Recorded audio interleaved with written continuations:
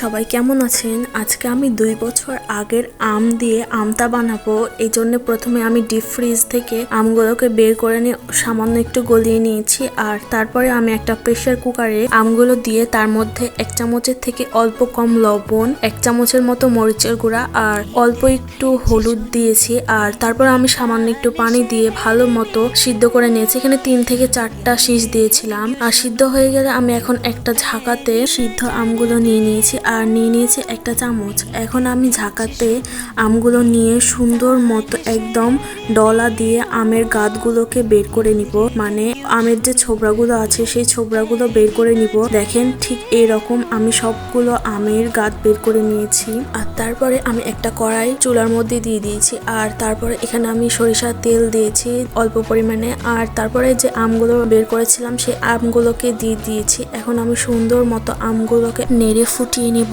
আর একটু ফুটে যাওয়ার পরে এখানে আমি আরো আধা চামচের মতো মরিচের গুঁড়া দিয়েছিলাম, কারণ ঝালটা একটু কম ছিল। আর তারপরে আমি এখানে 2 থেকে 3 ফোঁটা ফুড কালার অ্যাড করেছি। ফুড কালারটা একদমই অপশনাল, কেউ যদি চায় যে ফুড কালার দিবে না সেক্ষেত্রে না দিলেও পারে। তো আমি এখানে ফুড কালার দেওয়ার পরে 4 থেকে 5 চামচের মতো চিনি দিয়েছি।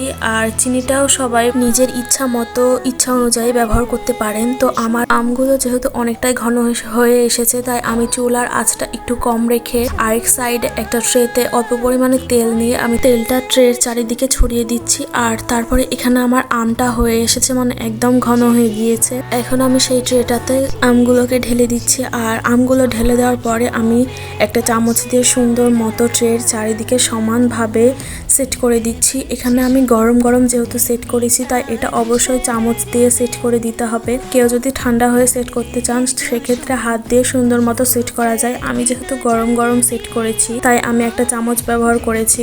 এখন আমার ট্রেতে সুন্দর মতো সেট করা হয়ে গেছে। এটা আমি 2 দিনের মতো রোদে দিয়ে শুকিয়ে নিব।